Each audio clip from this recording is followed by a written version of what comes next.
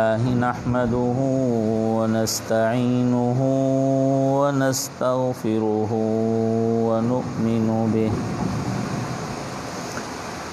ونؤمن به ونتوكل عليه ونعوذ بالله من شرور أنفسنا ومن سيئات أعمالنا ونعوذ بالله من شرور أنفسنا ومن سيئات أعمالنا ونعوذ بالله من شرور أنفسنا ومن سيئات أعمالنا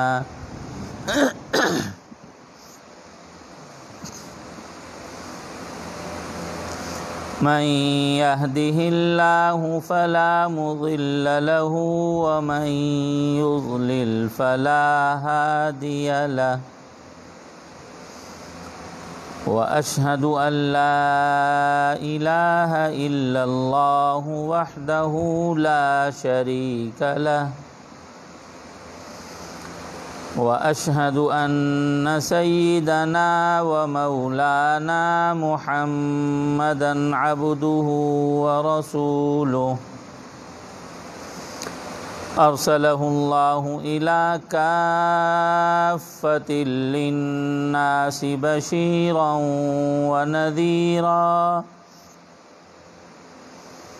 وداعيا إلى الله بإذنه وسراجا منيرا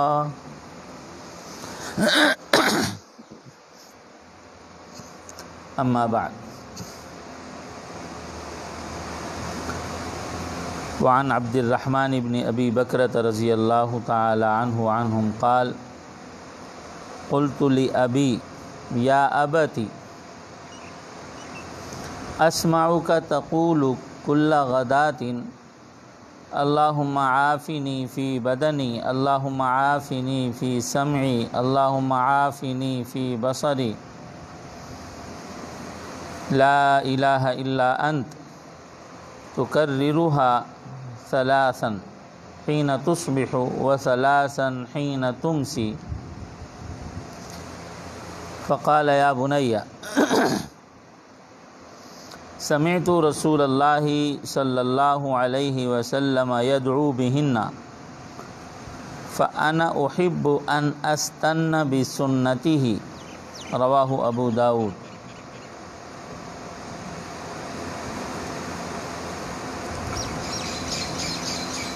یہ جلیل القدر تابعی ہیں حضرت عبد الرحمن ابن ابی بکرہ رضی اللہ تعالی رحمہ اللہ، ان کے والد محترم صحابی رسول ہیں۔ فرماتے ہیں میں نے اپنے والد محترم کو عرض کیا یا ابتی، او بابا، میں آپ کو سنتا رہتا ہوں کہ آپ ہر صبح یوں کہتے ہیں اللہ مجھے میرے بدن میں عافیت دے دو، اللہ مجھے میرے قوت سماعت میں عافیت دے دو، اے اللہ مجھے میری بصارت میں آنکھوں میں عافیت دے دو، اور کوئی الہ نہیں مگر آپ۔ اور آپ ان کلمات کو 3 دفعہ دہراتے ہیں جس وقت صبح کرتے ہیں، اور 3 دفعہ دہراتے ہیں جس وقت آپ شام کرتے ہیں۔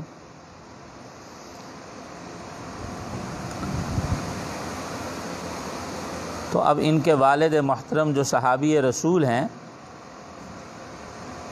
حضرت ابو بکر رضی اللہ تعالی عنہ فرمانے لگے، او بیٹے، میں نے نبی کریم صلی اللہ علیہ وسلم سے سنا وہ ان کلمات کے ساتھ دعا کرتے تھے، تو مجھے بھی اچھا لگا کہ میں بھی آپ کے طریقے کو اختیار کر لوں۔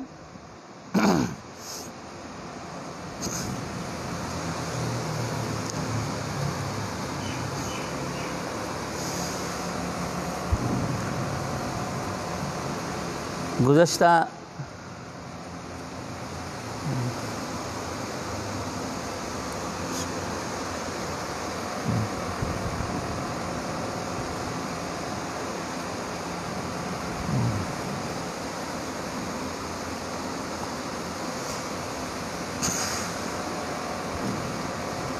متعدد مجالس سے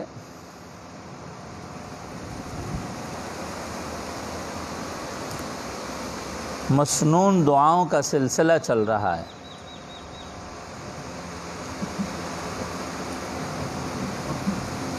مسنون دعائیں،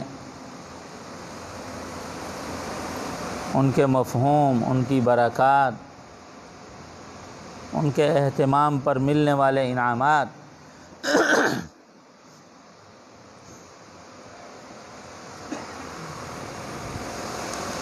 تو آواز بہتر کریے، نویف ہو گئے۔ برآمدے میں جو میز پڑی ہے نا، اس کو اٹھوا دو، چارپائی بھی ادھر رکھو۔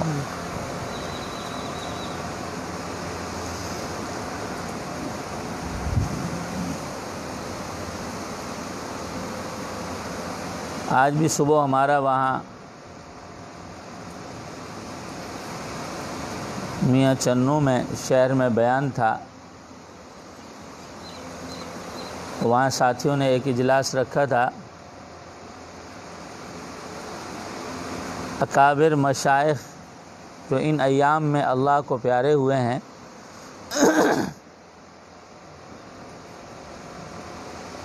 ان کی یاد میں ان کو خراج عقیدت پیش کرنے کے لیے۔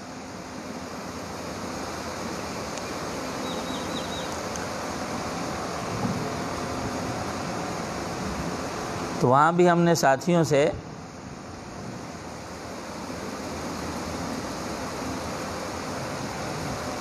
یہ عرض کیا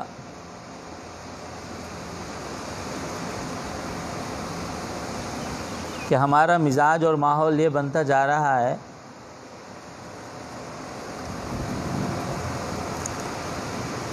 کہ کوئی بڑے اللہ والے، کوئی عظیم شخصیت، کوئی عظیم انسان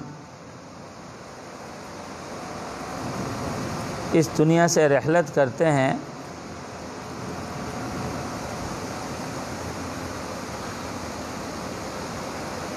اللہ کے پاس جاتے ہیں،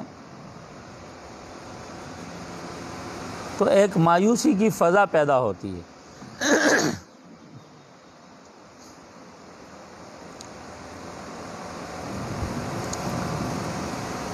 اور ہماری تو مختصر سی زندگی میں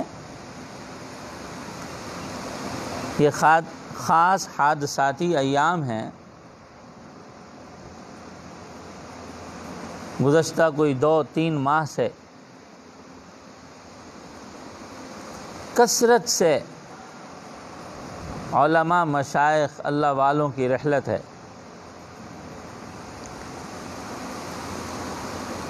اس سے قبل کم از کم گزشتہ ہمارے کوئی 25 سالہ شعوری دور میں اس طرح نہیں ہوا۔ یہ کہ بات دیگرے، جیسے جانے والوں کا کوئی تانتا بند گیا،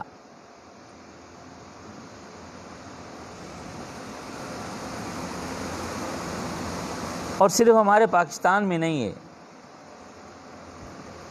یہ حال تقریباً اس وقت پوری دنیا میں۔ رمضان کے اواخر میں ایک رپورٹ آئی تھی، ہندوستان میں، انڈیا میں صرف رمضان المبارک کے مہینے میں 100 جلیل القدر علماء کی رحلت، صرف انڈیا میں، اور ان میں دارالعلوم دیوبند جو پوری دنیا میں اس وقت مدارس کی ماں کی حیثیت ادارہ رکھتا ہے، اس ادارے کے بھی صدر المدرسین اور شیخ الحدیث 27 رمضان کو فوت ہو گئے۔ بڑے عظیم انسان تھے حضرت مولانا مفتی سعید احمد پالنپوری رحمۃ اللہ علیہ۔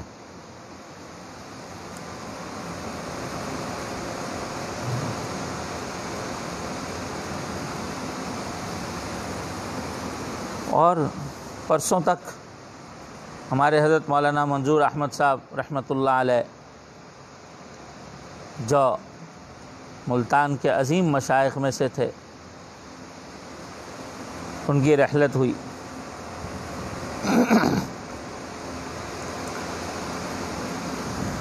تو عام طور پر ایسے مواقع پر، اور پھر بالخصوص آج کل کے معروضی احوال میں، جو مشائخ کی رحلت ہے، اس نے بہت سوں کے اعصاب کمزور اور ڈھیلے کر دیے۔ یار کیا بننے والا ہے؟ اور فکر و احساس ہونا بھی چاہیے اور اس کی ضرورت بھی ہے۔ یہ علماء کا جانا، اٹھتے چلے جانا، یکے بعد دیگرے ایک تانتا لگ جانا، یہ کوئی اچھی فعال بھی نہیں ہے۔ ایک حدیث میں آتا ہے، صحیح بخاری کی حدیث ہے، رسول اللہ صلی اللہ علیہ وسلم نے فرمایا، یذهب الصالحون الاول فالاول، نیک لوگ، صالحین ایک ایک کر کے جانا شروع ہو جائیں گے، وَتَبْقَى حُسَالَةٌ كَحُسَالَةِ الشَّعِيرِ أَوِ التَّمَرِ،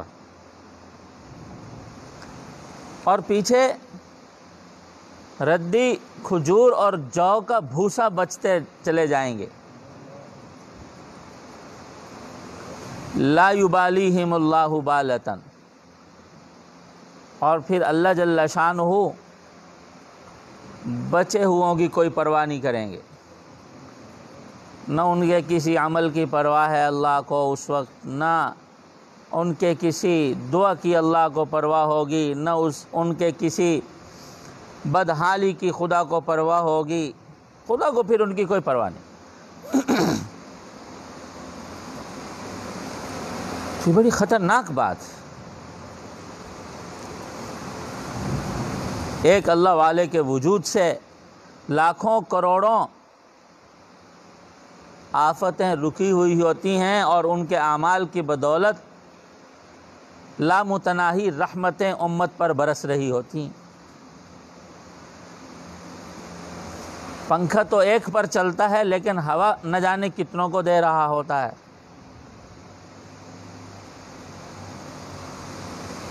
یہی حال اللہ والوں کے وجود کا ہوتا ہے۔ لیکن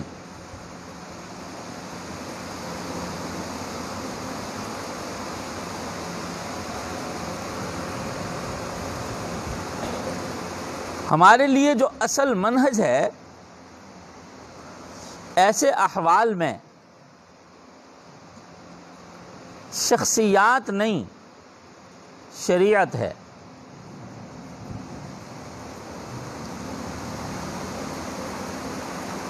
شخصیت نہیں، شریعت ہے۔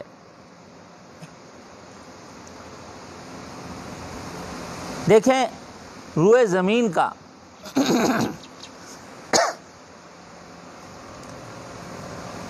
انسانیت میں سب سے بڑا حادثہ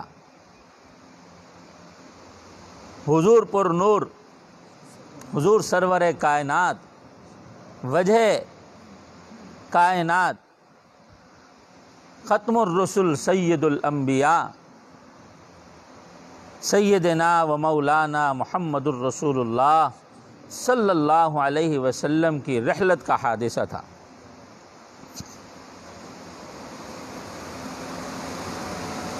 یہ انسانی دنیا میں بہت بڑا حادثہ تھا، اور اتنا بڑا حادثہ تھا کہ صحابہ اس وقت حواس باختہ ہو گئے تھے، بہت سارے صحابہ۔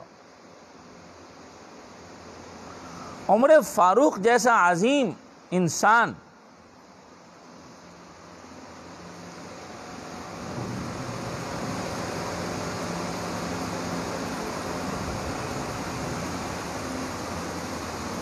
عظیم الجثہ، عظیم العلم، عظیم الفقہ والفہم،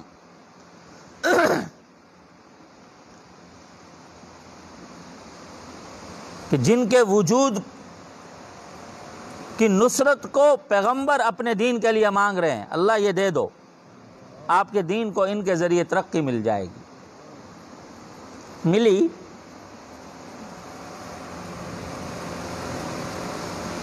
وہ اس وقت استغراق میں گئے ہوئے ہیں آپ کی رحلت پر، کہا آپ وفات نہیں پا چکے اس وقت، اور جس نے کہا نبی علیہ الصلوۃ والسلام فوت ہو گئے ہیں، اس دنیا سے چلے گئے، میں گردن اتار دوں گا۔ آپ زندہ ہیں، ابھی یہاں موجود ہیں۔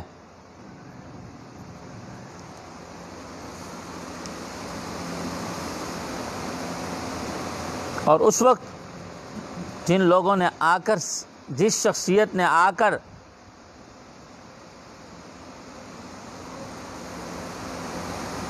سارے صحابہ کو، سارے دین کو سنبھالا، وہ سیدنا ابو بکر صدیق رضی اللہ تعالی عنہ تھے۔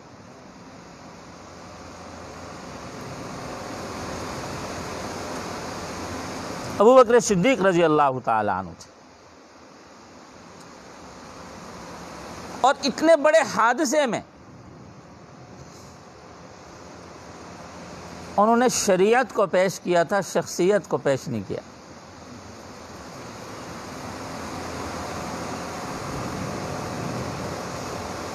اور بڑی عجیب بات کی، اس وقت ممبر پر آئے، اتفاق سے جس رات آپ علیہ الصلوۃ والسلام کا انتقال ہے،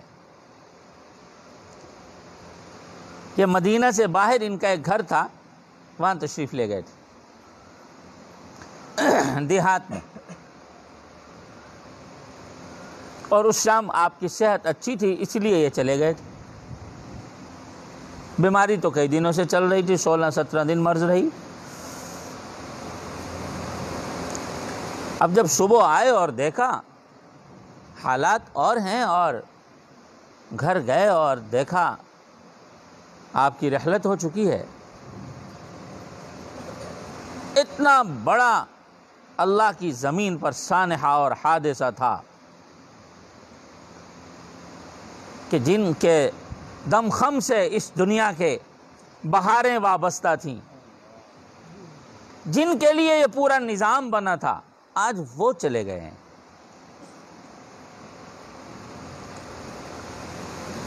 ابو بکر صدیق رضی اللہ تعالیٰ عنہ پہلے تو گئے،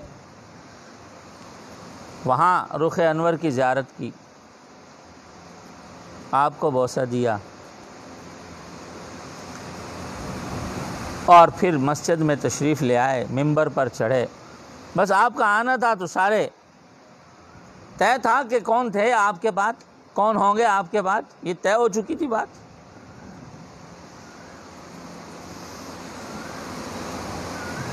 اور اس وقت ممبر پر چڑھ کے انہوں نے کوئی روئے نہیں، کوئی رونا دھونا نہیں کیا، قرآن کی ایک آیت پڑھی اور ایک عظیم الشان جملہ ارشاد فرمایا۔ اور قرآن کی آیت یہ پڑھی تھی، وَمَا مُحَمَّدٌ إِلَّا رَسُولٌ قَدْ خَلَتْ مِن قَبْلِهِ الرُّسُلُ أَفَإِن مَّاتَ أَوْ قُتِلَ انقلبتم عَلَىٰ أَعْقَابِكُمْ وَمَن يَنقلب عَلَىٰ عَقِبَيْهِ فَلَن يَضُرَّ اللَّهَ شَيْئًا وَسَيَجْزِي اللَّهُ الشَّاكِرِينَ۔ اس کا مفہوم یہی ہے، یاد رکھو بھائی، محمد ایک رسول تھے، اور آپ سے پہلے جتنے رسول پیغامبر آئے سب چل دیے ہیں۔ تو ارے صحابہ، تمہارا کیا خیال ہوگا اگر یہ رسول فوت ہو جائیں، او قتل، یا شہید ہو جائیں، انقلبتم علی اعقابکم، تم واپس بے دینی کی طرف پلٹ جاؤ گے، جہالت میں چلے جاؤ گے؟ اچھا یاد رکھو، من ینقلب علی عقبیہ، جو اپنی بے دینی کی طرف پلٹا فلن یضر اللہ شیئا، اللہ کو کچھ نقصان نہیں دے سکے گا وہ۔ وسیجزی اللہ الشاکرین، اور جس نے دین کو تھاما، مضبوطی سے تھاما، مضبوطی سے پکڑے رکھا، ایسے قدردانوں کو تو اللہ بہترین بدلے دیں گے۔ اور ایک عجیب بات فرمائی، من کان یعبد محمدا فإن محمدا قد مات، جو تم میں سے شخصیت پرست تھے اگر تھے،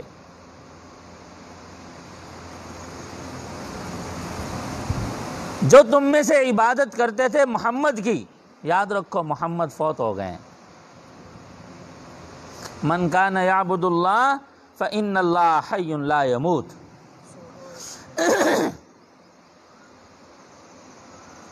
شخصیت کی وفات ہوئی ہے، شریعت کی وفات نہیں ہوئی۔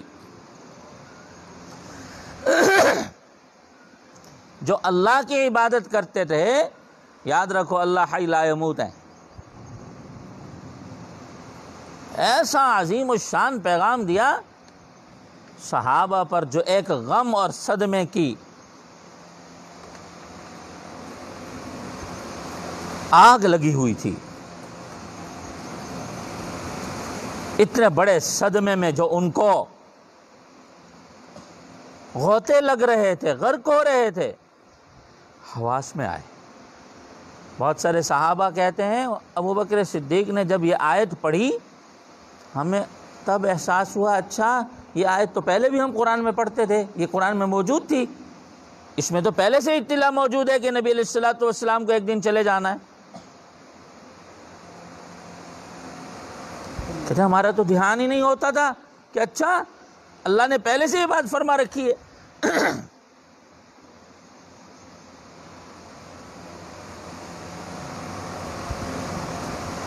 سب کا صدمہ کنٹرول ہوا، سمجھ آ گئی بات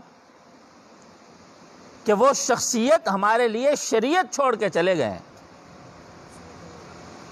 اپنی مبارک زندگی ہمارے لیے چھوڑ کے چلے گئے ہیں، ہمارے لیے راہ عمل صراط مستقیم بتلا کے چلے گئے ہیں وہ، اب ہم کو اس پر چلتے رہنا ہے۔ قربان جائیں ان صحابہ پر۔ اس جدید ترین دور کی جدید ترین اعلیٰ ترین ٹیکنالوجی حضور سرور کائنات صلی اللہ علیہ وسلم کی مبارک کسی انسان کی زندگی کو محفوظ کرنے کی صلاحیت سے عاجز ہے، جس قدر صحابہ نے حضور سرور کائنات صلی اللہ علیہ وسلم کی مبارک زندگی کے چھوٹے سے لے کر آخر لمحہ تک کے مبارک زندگی کے پہلوؤں کو محفوظ کیا، اور اپنے ان سلف صالحین اور اکابرین پر قربان جائیں کہ انہوں نے ہو بہو وہ عمل محفوظ کر کے ہمیشہ آگے سے آگے منتقل فرمایا۔ آج ہمارے پاس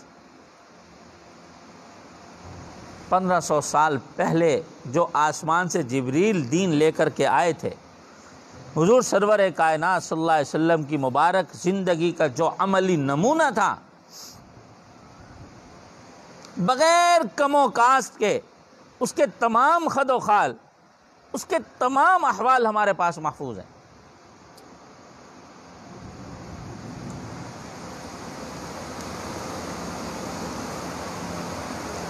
اور حضور سرور کائنات صلی اللہ علیہ وسلم پر جو شریعت اتری، آپ نے جو اپنی سنتیں اور اپنے اعمال جاری فرمائے اور امت کو دیے،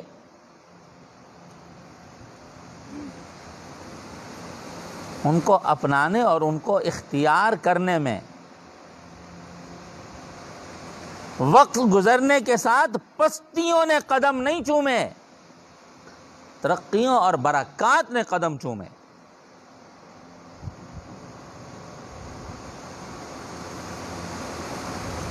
حضور سرور کائنات صلی اللہ علیہ وسلم کی مبارک زندگی میں اسلام زیادہ سے زیادہ جزیرۃ العرب تک محدود تھا،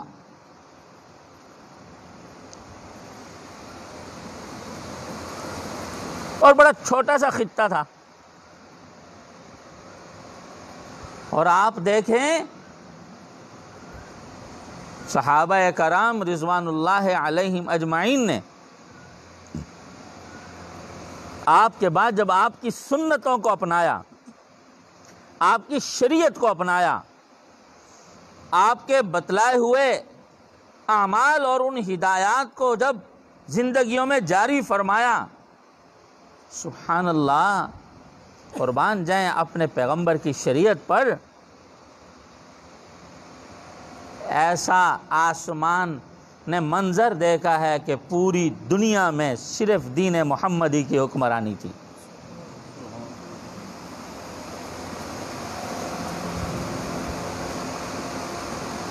اور پھر بھی آخر میں آسمان نے وہ منظر دیکھنا ہے۔ اور حضور سرور کائنات صلی اللہ علیہ وسلم کے مبارک وجود کی جو کمی پیدا ہوئی تھی دنیا میں، اس کمی کو صحابہ نے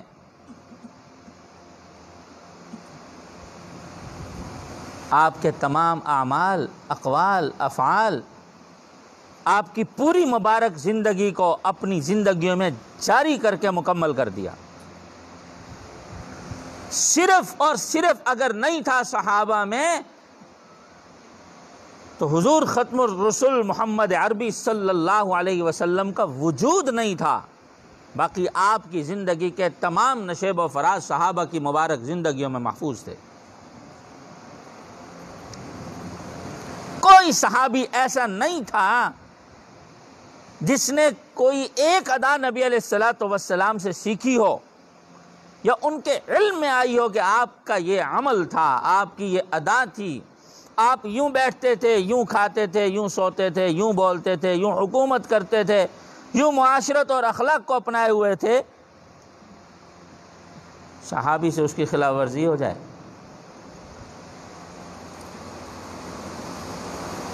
جب تھوڑے لوگ اس زندگی کو اپنانے والے تھے، اسلام تھوڑا اور محدود تھا۔ بھلے حضور سرور کائنات صلی اللہ علیہ وسلم کا مبارک وجود اس دنیا میں موجود تھا، لیکن آپ کے اس دنیا سے چلے جانے کے بعد آپ کی ان مبارک زندگی کو اپنانے والے جوں جوں بڑھتے چلے گئے، اسلام کی ترقیاں بڑھتی چلی گئیں،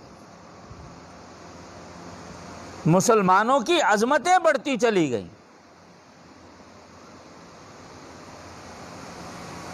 ایک حدیث میں نبی علیہ الصلوۃ والسلام نے فرمایا، لا يبقى بیت مدر ولا وبر الا ادخلہ اللہ الاسلام فی۔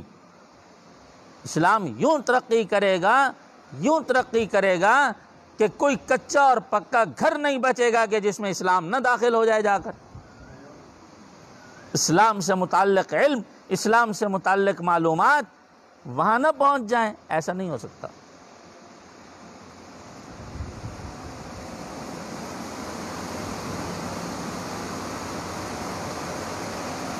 اس تمہید کے بعد یہ عرض کروں گا، اکابر مشائخ کی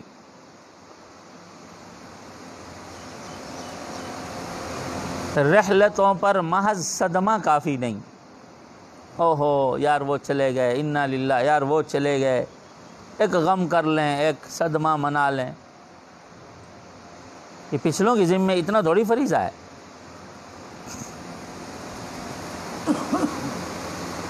یہ ہم نے حق ادا کر دیا۔ وہاں بھی آج میں نے عرض کیا، میں نے کہا ہم دینی طبقات کے لوگ جو دین، اسلام، ایمان سے وابستہ ہیں، ہم اپنے آپ کو ان اکابر مشائخ کا روحانی وارث سمجھ رہے ہیں۔ جس طرح ایک قریبی عزیزوں، ان کے رشتہ داروں کو ایک غم اور صدمہ ہو رہا ہے، ہمیں بھی کسی اللہ والے کے جانے پر صدمہ سا ہو رہا ہے، دل دکھی ہے۔ لیکن میں عرض کر رہا تھا وہاں بھی کہ دیکھو کسی کا باپ مر جائے نا تو باپ کے مرتے ہی فوراً اولاد کی باپ کے مال پر نظر ہو جاتی ہے. میں نے کیا کیا چیز ہتھیانی ہے، مجھ کو کیا کیا چیز چاہیے اور کیسے میں نے اس کو لے لینا ہے، وہ دے دوں گا لیکن یہ میں لوں گا، وہ دکان میری رہے گی، وہ زمین میں لوں گا، وہ گاڑی میں لوں گا. یعنی سارے ورثاء میں ایک اپنا ذہنی پلان ہوتا ہے کہ میں نے کیا کیا قبضہ کرنا ہے اور کس کس طرح دوسروں کو راضی کر کے یا بغیر راضی کیے میں نے وہ لینی ہے چیز. ہوتا ہے کہ نہیں ہوتا ایسے؟ اور بہت سوں کی تو ابھی جنازہ گھر سے نہیں اٹھتا، یہ تذکرے شروع ہو جاتے ہیں، یہ میرا وہ میرا، یہ میری ہے وہ میری ہے. اور بہت اچھی سی شرافت بھی ہو تو زیادہ سے زیادہ 3 دن گزرتے ہیں. لو بھائی صاحب کرو یار، بابا چلے گئے ہیں، اماں چلی گئی ہے، بھائیا چلے گئے ہیں، لاؤ ادھر کوئی.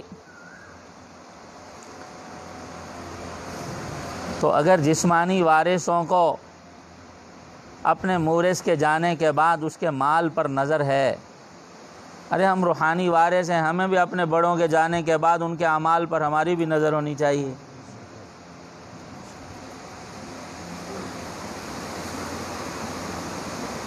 شاید کسی سعادت مند کے خیال میں یہ بات آئی ہو، ارے فلاں بزرگ چلے گئے ہیں اور وہ کتنی اچھی نماز پڑھتے تھے، آج کے بعد میں نے اپنی نماز صحیح کرنی ہے یار، ان جیسی نماز پڑھنی ہے.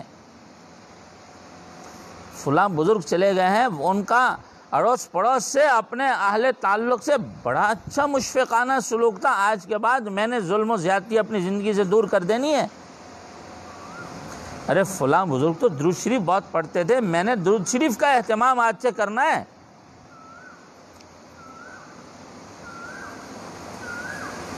ارے فلاں تو دین پر مر مٹنے کا جذبہ رکھتے تھے، بھائی آج کے بعد ہم نے بھی اللہ کے دین کے لیے ہی جینا ہے صرف. اور فلاں کو تو اللہ کا اور اللہ کے حبیب کا کتنا اچھا تعلق تھا یار، ہم نے بھی اب ویسا بنانا ہے تعلق.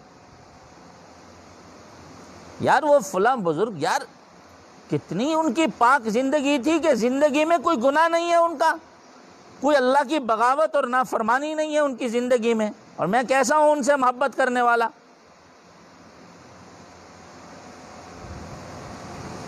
وہ ایک دور میں ہمارا بچپنا سا تھا تو جیسے بچوں کی شرارت سی ہوتی ہے، حجام کے پاس جانا، یار وہ ادھر سے چھوٹے بال بنائیے، ادھر سے بڑے ذرا اچھے لگے نا، جس کو انگریزی کٹنگ کہتے ہیں.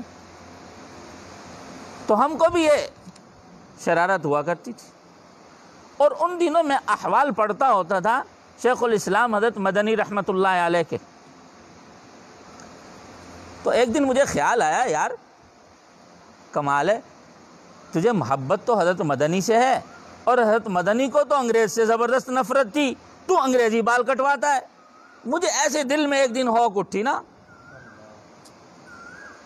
کیسی محبت ہے بھائی تمہیں. اور غالباً اسی دن میں نے واقعہ پڑھا تھا، حضرت تو کسی کے جسم پر انگریز کا بنا ہوا کپڑا دیکھ لیتے پکڑ کے پھاڑ دیتے تھے. ساری زندگی انگریزی کمپنیوں اور ان کے اداروں اور ان کے ملک سے آیا ہوا کپڑا نہیں پہنا، ساری زندگی انگریزی لفظ منہ سے نہیں بولا. تو میں اس دن گیا حجام کے پاس، تو میں نے کہا یار آج میرے سر پہ ساری مشین پھیر، ایک جیسی پھیر، ایسی تیسی اب انگریز کی ادا کی. تو بھائی ان اکابر مشائخ کی جو رحلت ہے، ان اللہ والوں کا اس دنیا سے جو جانا ہے، اس کا حق صرف ہمارے ذمے اتنا نہیں ہے.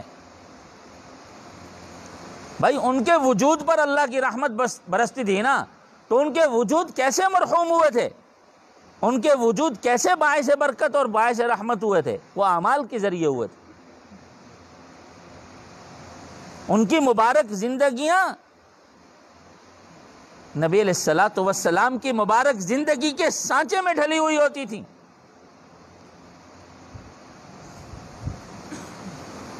ہمارے شیخ حضرت مولانا عزیز الرحمن ہزاروی رحمۃ اللہ علیہ، اللہ تعالیٰ ان کے درجات بلند کریں، ابھی حالیہ ایام میں ہی 25 جون کو اللہ کے پاس گئے. ایسے اتباع سنت کے متوالے شخصیت تھے. مجمع میں کہتے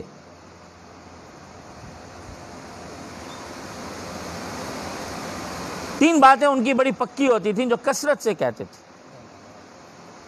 درود شریف کا اہتمام کرو، موت کو دل سے یاد رکھو، اور ہر ادا میں سنت اختیار کرو.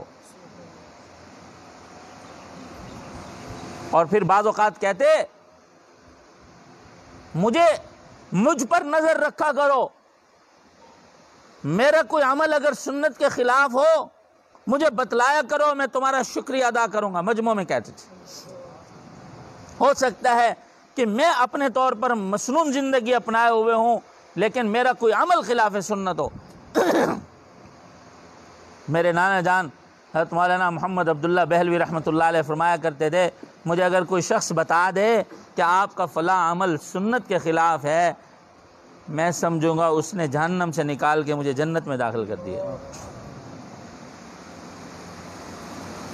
تو ایک بندہ حضرت ہزاروی رحمۃ اللہ علیہ بیان کر رہے تھے تو بڑا مجمع تھا. ایک بندہ کھڑا ہو گیا، جوان کھڑا ہو گیا. کہتے جی ایک سنت آپ سے چھوٹی ہوئی ہے. کہا بتاؤ بھائی کیا چھوٹی ہے؟ کہا جی آپ نے رات کو سرما نہیں لگایا، اس لیے کہ اگر رات کو سرما لگایا ہوتا تو آپ کی آنکھوں میں سرما ہوتا. تو رات کو سرما لگانا ایک سنت عمل ہے. فوراً بلایا، اس کے ماتھے کو بوسہ دیا، کہا بھائی آپ کا شکریہ ادا کرتا ہوں، رات واقعی میں بھول گیا تھا سرما پہننا.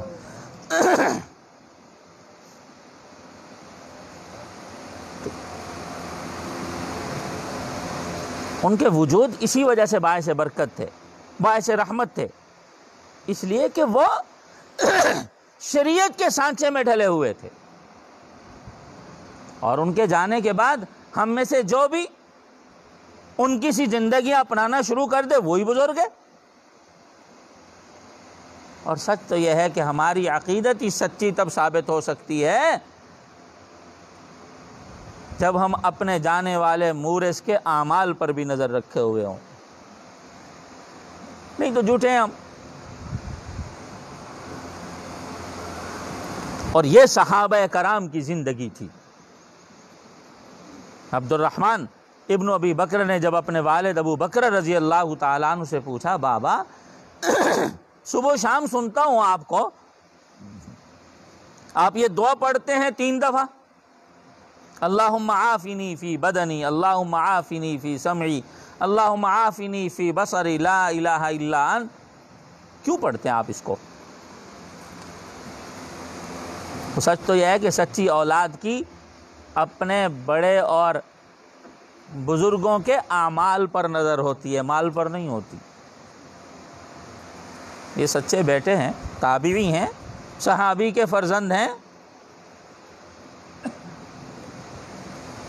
اولادوں کی باپ کی جیب پر، مال پر، سب پر نظر ہوتی ہے. بابا نماز بھی تو پڑھ کے آتا ہے نا بھائی، بابا تسبیح بھی لیے ہوئے ہوتا ہے بھائی. تو ان کی بابا کے عمل پر نظر ہے. بابا آپ صبح شام 3 دفعہ پڑھ رہے ہوتے ہیں، کیا ہے یہ؟ صحابی رسول حضرت ابو بکر رضی اللہ تعالیٰ عنہ، ان کا نام اصل نفیع بن الحارث ہے رضی اللہ تعالیٰ عنہ، بڑے عظیم صحابی ہیں یہ. غزوہ طائف میں بھی نبی علیہ الصلوۃ والسلام کے ساتھ تھے، بلکہ ایک جوان اونٹ پر یہ سوار تھے. جوان اونٹ کو بکرا کہتے ہیں، آپ نے اسی وجہ سے ان کو ابو بکرا کہہ دیا، کنیت ان کی بنا دی.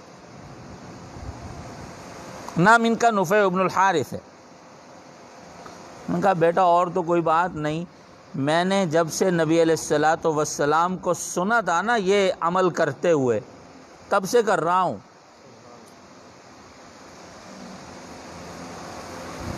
صحابی نے پیغمبر کی مبارک زندگی کے اس عمل کو اپنا کر پیغمبر کی مبارک زندگی کی برکات اپنے اندر سمو لی.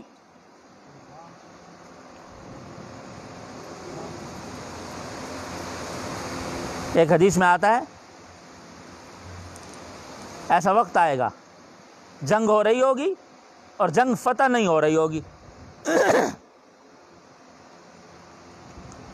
تو لوگ کہیں گے یار تم میں کوئی ایسا شخص ہے جو نبی علیہ الصلوۃ والسلام کی صحبت میں رہ چکا ہو، یعنی صحابی ہو، ان کو لے آؤ اپنی جنگ میں، تمہاری جنگ فتح ہو جائے گی۔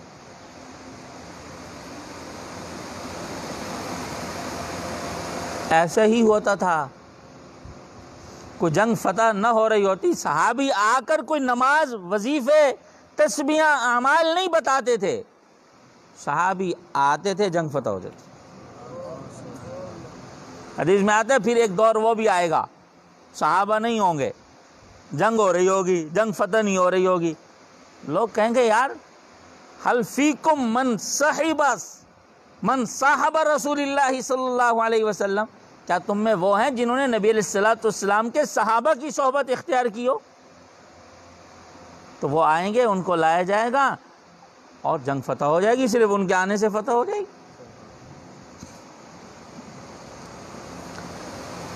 اب ان کا آنا کیا تھا؟ اصل ان کا آنا یہ تھا کہ ظاہر باطن پاک تھا، جسم کا رواں رواں، رگ رگ، بال بال خدا کی رضامندی میں استعمال ہوا تھا، اللہ کو راضی کیا ہوا تھا۔ اب وہ جسم جہاں جاتا تو خدا کی رضا تو پھر مسلمانوں کے حق میں اتر آتی نا۔ حتیٰ کہ تبع تابعین کے بارے میں بھی اسی طرح ہے کہ جنگ فتح نہیں ہوگی، لوگ کہیں گے یار تم میں وہ کوئی ہے جس نے نبی علیہ الصلوۃ والسلام کے ایسے شخص کی صحبت پائی ہو جس نے نبی علیہ الصلوۃ والسلام کے صحابہ کی صحبت پائی ہو، تبع تابعی۔ تو ان کے مبارک وجود کی جو برکات تھیں وہ اعمال سے تھی۔ اس لیے صحابی کہتے ہیں جب سے میں نے نبی علیہ الصلوۃ والسلام کو سنا، یہ مبارک کلمات پڑھتے تھے، تو میں نے بھی شروع کر لیا، اور فَأَنَا أُحِبُّ أَنْ أَسْتَنَّ بِسُنَّتِهِ، مجھے بڑا اچھا لگتا ہے میں بھی آپ کے طریقے پر ہی چلتا رہوں۔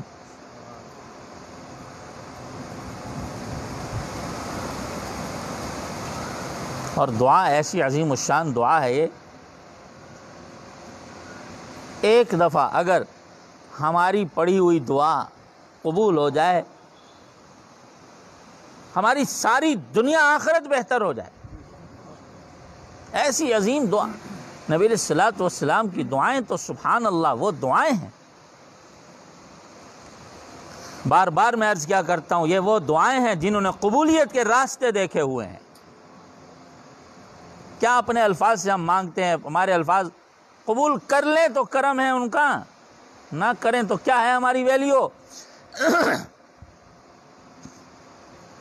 کام ہم اسی کو کہتے ہیں نا جو صحیح کر کے بھی وہی آتا ہے جس نے وہ چیز سمجھتا بھی ہو اور راستہ بھی جانتا ہو۔ یہ جو مسنون دعائیں ہیں یہ قبولیت کے راستے جانتی ہیں۔ مانگو سیدھی، ان کو پتہ ہے کہاں جا کے قبول ہو جاتی ہے پھر۔ اور یہ وہ دعائیں ہیں جو پیغمبر کے مبارک الفاظ سے نکلی ہوئی ہیں اور وہ مستجاب ہیں۔ پیغمبر کی تو ہر ادا مقبول اور مستجاب ہے، ہر قول مقبول اور مستجاب ہے۔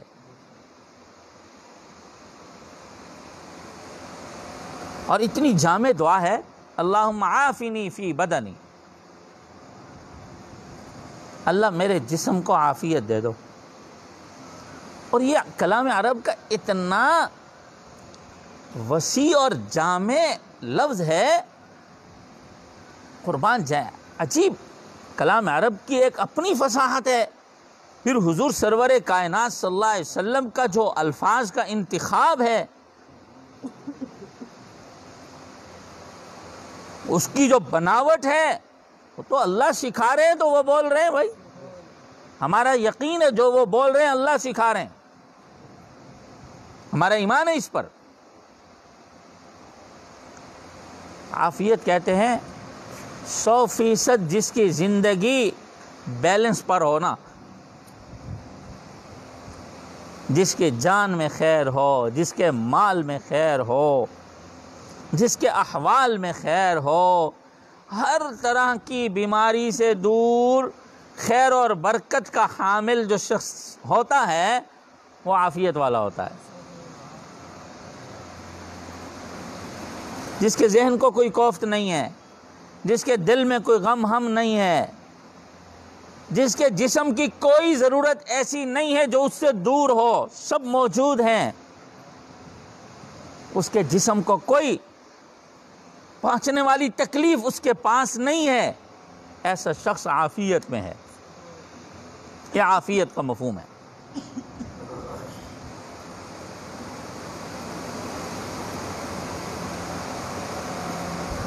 ایک آدمی دعا مانگ رہا تھا، اللہم انی اسألک الصبر، صحابی تھے، اللہ مجھے صبر دے دو، اللہ مجھے صبر دے دو، اللہم انی اسألک الصبر۔ نبی علیہ الصلوۃ والسلام فرمایا سألت البلا، کیا صبر مانگ رہے ہو؟ تم تو بلا مانگ رہے ہو بھائی، مصیبت مانگ رہے ہو اللہ سے۔ بھائی صبر تو تمہیں تب ملے گا جب پہلے مصیبت پڑے گی، پھر اس پر صبر ملے گا تمہیں۔ ارشاد فرمایا سل اللہ العافیہ، اللہ سے عافیت مانگو۔ مسنون دعاؤں میں بڑی شاندار دعا ہے ایک اور الفاظ سے بھی، اللہم انی اسألک العفو والعافیہ والمعافاة الدائمۃ فی الدین والدنیا والآخرہ۔ عافیت، اللہم عافنی فی بدنی۔ جب بھی کوئی مسنون دعا سنا کرو، فوراً ایک دفعہ تو کم از کم مانگ ہی لیا کرو۔ وہ حدیث میں پڑھا رہا ہوتا ہوں تو جب بھی کوئی دعا آ جائے، ویسے مسنون دعاؤں کا کچھ نہ کچھ معمول رہتا بھی ہے، ضرور مانگتا ہوں، اپنے ساتھیوں کہتا ہوں یار ایک دفعہ تو مانگ لو یار، قرآن کی کوئی دعا آ جائے فوراً ایک دفعہ ضرور مانگ لینی چاہیے۔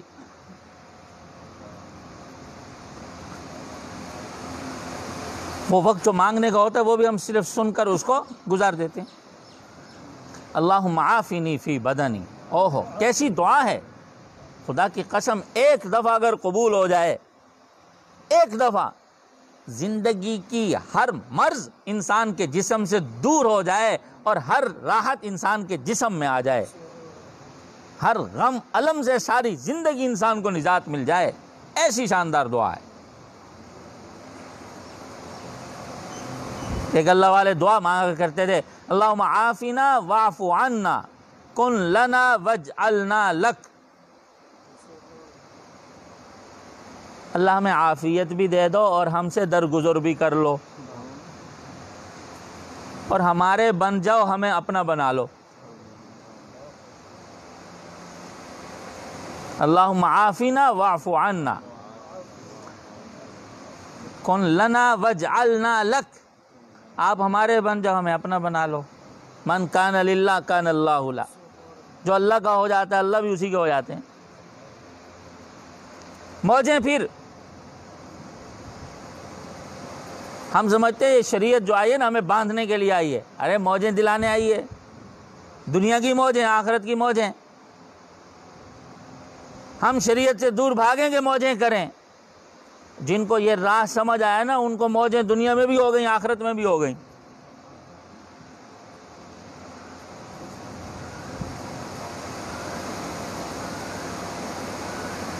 موجیں ان کی نہیں جو دنیا کے لیے ذلیل ہوتے پھریں، موجیں ان کی ہیں جو دنیا کو ذلیل کر کے چلے جائیں،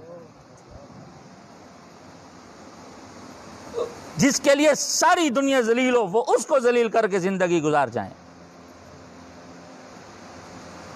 اللہم عافنی فی بدنی، کتنی مبارک دعا ہے، اللہ میرے جسم کو عافیت دے دو، سبحان اللہ۔ اور اللہم عافنی فی سمعی،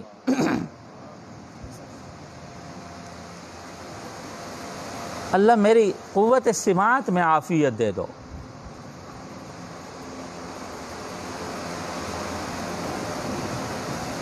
اور اس میں جہاں عافیت میں یہ دعا ہے اللہم عافنی فی بدنی، کہ جسمانی طور پر میں پر راحت رہوں، وہیں اس میں یہ بھی داخل ہے عافیت اس جسم میں پوری نہیں جس جسم میں ابھی تک پوری شریعت داخل نہیں ہوئی۔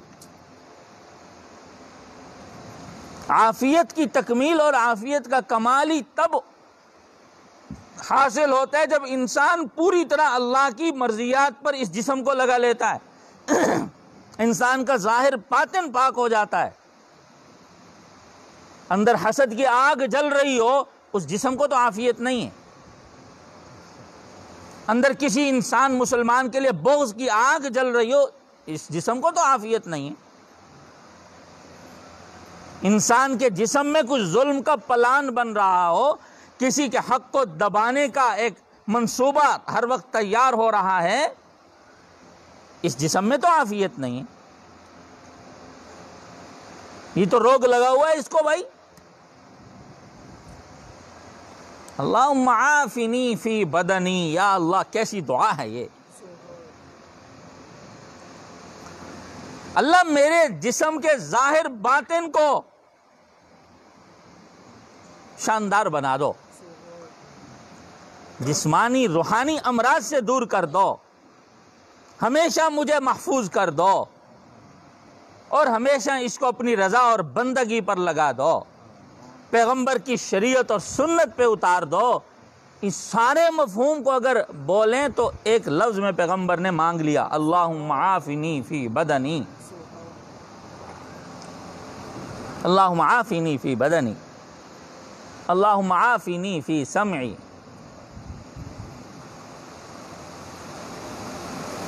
انسان کے جتنے خیالات ہیں سننے کے بعد بنتے ہیں، سنتا ہے پہلے، سننے سے سمجھ متحرک ہوتی ہے، سب سے پہلے فہم کو متحرک کرنے والی جو چیز ہے وہ سمع ہے۔ پیچھے سے کوئی بات سنی تو اچھا ایسا ہو گیا، کسی نے آواز دی یار وہ فلاں حادثہ ہو گیا ہے بچو، فوراً متحرک ہو گیا نا۔ آنکھ بھی ابھی تک استعمال میں نہیں آئی، یعنی میرے کان میں ہر وہ چیز پڑے جو میرے لیے باعث عافیت ہو۔ اللہم عافنی فی سمعی، اللہ میرے کانوں میں قوت سماعت میں عافیت دے دو، میرے کان میں داخل ہی وہ چیز ہو جس سے مجھے دین دنیا کی عافیت نصیب ہو، یعنی میرے کان کے قریب کوئی ایسی چیز نہ آئے جس میں عافیت نہ ہو۔ اللہم عافنی فی سمعی، اور آگے عجیب الفاظ ہیں، اللہم عافنی فی بصری، اللہ میری نظر میں عافیت دے دو۔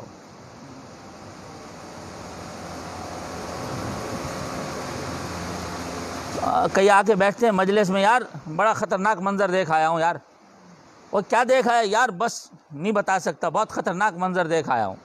یعنی وہ ایک دیکھنے کا اثر ایسا طبیعت پر ہو رہا ہوتا ہے کہ وہ منظر بعضوں کا دیکھا ہوا رات کو بھی یاد آ جائے، آنکھ کھل جاتی ہے، نیند کھل جاتی ہے، نیند اڑ جاتی ہے۔ وہ دیکھا ہوا منظر رات کو ہولناک شکل میں اور مصیبت بنا ہوا ہوتا ہے۔ ہماری بہت ساری زندگی کی بلائیں، آفات، مصیبتیں ہماری نظر سے وابستہ ہیں۔ اور کوئی اچھی چیز بندہ دیکھ کے آتا ہے، کہتا ہے یار ابھی تک وہ منظر نہ آنکھوں میں بس کھبا ہوا ہے، جب وہ میں سوچتا ہوں نا بڑا ہی لطف آتا ہے، دیکھی ہوئی چیز ہے صرف،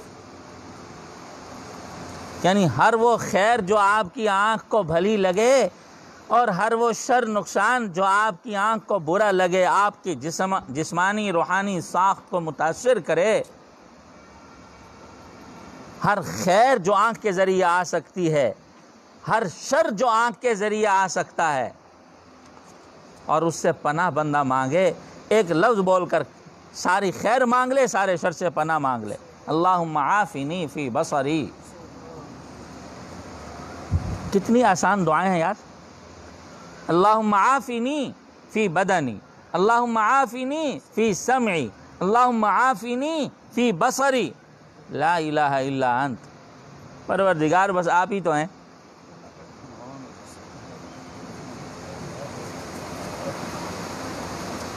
ایک حدیث میں نبی علیہ الصلوۃ والسلام نے ایک بڑی عجیب دعا مانگی، اللہم متعنا باسماعنا وابصارنا وقواتنا ما احییتنا واجعلہ الوارث منا واجعل ثأرنا علی من ظلمنا وانصرنا علی من عادانا ولا تجعل مصیبتنا فی دیننا ولا تجعل الدنیا اکبر ہمنا ولا مبلغ علمنا ولا غایۃ رغبتنا ولا تسلط علینا من لا یرحمنا. طویل دعا ہے نبی علیہ الصلوۃ والسلام کی، اور اس میں بھی الفاظ اللہم متعنا باسماعنا، اللہ ہمیں ہمارے کانوں کے ذریعے نفع پہنچاؤ، فائدہ پہنچاؤ. عافیت ہوگی تو فائدہ پہنچے گا. کوئی اچھی خبر ہمیں آ کر سنائے یار، فائدہ ہو یا نہ ہو، محض کوئی اچھی خبر سننے سے انسان کو ایک فرحت ہو جاتی ہے. ماشاءاللہ یار اچھی بات سنائی، یار آپ نے بہت اچھی بات سنائی. اللہم متعنا باسماعنا وابصارنا، اللہ ہمیں ہمارے کانوں کے ذریعے ہمیں نفع پہنچا دو، ہماری آنکھوں کے ذریعے ہمیں نفع پہنچا دو. تو اس دعا کا اہتمام کریں گے کہ نہیں کریں گے سب احباب؟ تو ہم ہر اتوار میں ایک دعا یاد کرواتے ہیں، بلکہ ہمارے مولانا مسعود صاحب وہ پرچی پہ لکھ کے بھی دے دیتے ہیں، درس حدیث کی دعا. تو میں عرض کیا کرتا ہوں روزانہ جیب میں رکھ لو، اور روزانہ اس کو جس معمول کے مطابق حدیث میں آیا ہے اسی کے مطابق پڑھنا شروع کر دو. ہفتے میں ایک دعا یاد ہو سکتی ہے. اور اس سے پتہ ہے کیا، آپ سب ہم سب حدیث کے طالب علم بھی بن سکتے ہیں. اور حدیث کے طالب علم، آپ کو اندازہ نہیں کہ ان کا کتنا مقام ہے دنیا میں. لکھا ہے لوگ جب حدیث پڑھنے گھروں سے نکلتے ہیں، ان کے گھروں سے نکلنے کی وجہ سے خدا کی رحمتیں مخلوق پر برسنا شروع ہو جاتی ہیں. یہ درس حدیث ہوتا ہے. اور نبی علیہ الصلوۃ والسلام نے حدیث پڑھانے والوں کو ایک عجیب دعا دی، نظر اللہ عبدا سمع مقالتی فحفظها ووعاها واداها. اللہ اس شخص کو تر و تازہ رکھیں، خوش و خرم خوشحال رکھیں جو میری بات کو سنتا ہے اور یاد کر لیتا ہے. یعنی ہم اگر ہر اتوار میں بھی ایک حدیث سننے، حدیث کا درس لینے آئیں اور آپ کا ارشاد ہم یاد کر لیں، خدا کی قسم ہم پیغمبر علیہ الصلوۃ والسلام کے اس دعا کے بھی مستحق ہیں جو آپ نے. اس لیے یہ ہمارے اہل علم میں یہ بات معروف ہے، حدیث پڑھنے پڑھانے والے لوگ جو ہیں ہمیشہ خوش و خرم اور خوشحال رہتے ہیں.